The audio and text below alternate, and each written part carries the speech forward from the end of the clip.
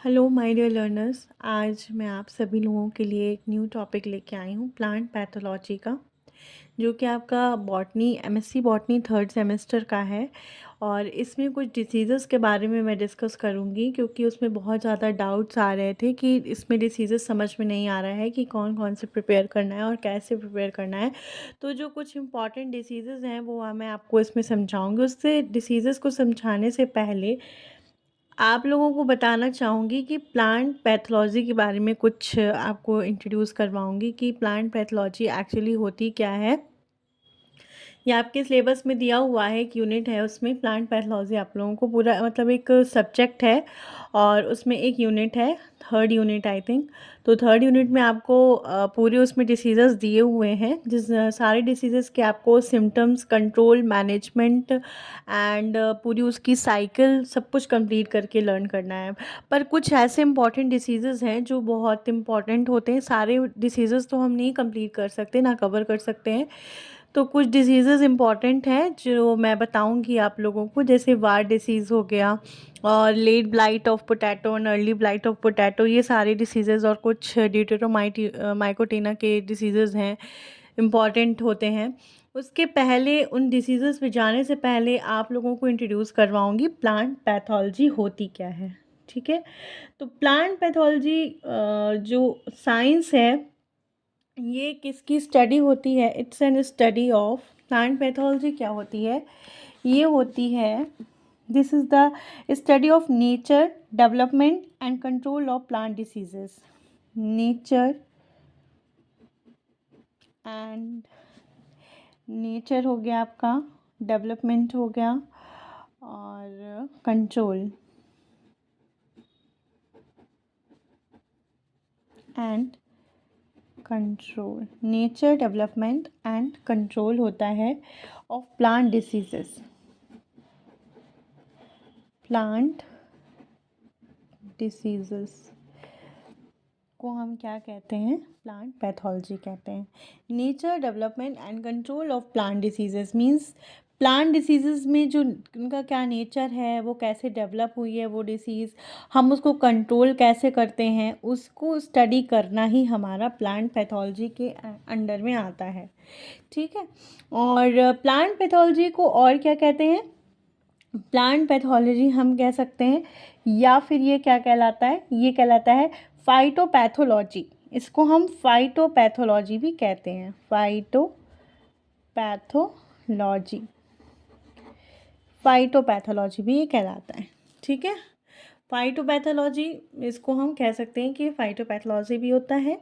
और फाइटोपैथोलॉजी को अगर हम ब्रेक करते हैं, जैसे हमने कहा फाइटोपैथोलॉजी, ठीक है, तो फाइटोपैथोलॉजी को अगर हम ब्रेक करेंगे तो ये ब्रेक हो जाएगा फाइटोस पे। फाइटोस मीन्स क्या होता है आपका? प्लांट।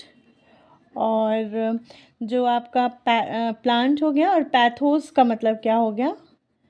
पैथोस का मतलब हो गया सफरिंग, प्लांट सफरिंग। और लॉजी हम इसको बदल सकते हैं लोगोस में।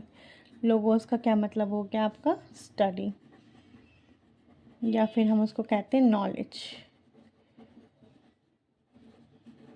ठीक है, या फिर हम क्या कहते हैं? स्टडी, या फिर हम उसको कहते हैं नॉलेज। तो प्लांट पैथोलॉजी या फिर फाइटोपैथोलॉजी क्या कहलाती है?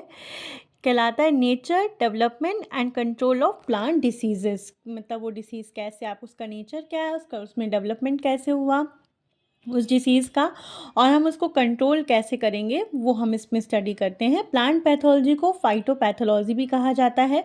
और फाइटोपैथोलॉजी को अगर हम ब्रेक करें तो किसमें? फाइटोज मीन्स हो जाएगा plant, pathos means suffering, logos means study या फिर नॉलेज कहेंगे। ठीक है, तो ये हमारा हो गया कि हम प्लांट पैथोलॉजी किसे कहते हैं। ठीक, अब अब अगर हम किसी डिसीज़ को स्टडी करते हैं, उसके 3 बेसिक कंपोनेंट्स होते हैं। ठीक है, basic components of any diseases. Okay, basic components of diseases,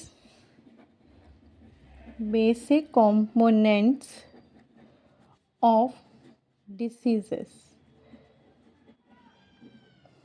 या डिसीज़ कह सकते हो। बेसिक कंपोनेंट ऑफ डिसीज़ में आपका क्या आ जाएगा? बेसिक कंपोनेंट्स में 3 कंपोनेंट्स बेसिकली होते हैं। किसी भी डिसीज़ में 3 बेसिक कंपोनेंट्स होते हैं। 3 बेसिक कंपोनेंट्स होते हैं। तो आपका फर्स्ट कंपोनेंट जैसे हम कह सकते हैं क्या होता है? एक होता है आपका होस्ट, ठीक है? फर्स्ट हो गया ससेप्टेबल होस्ट कहते हैं इसको, ससेप्टेबल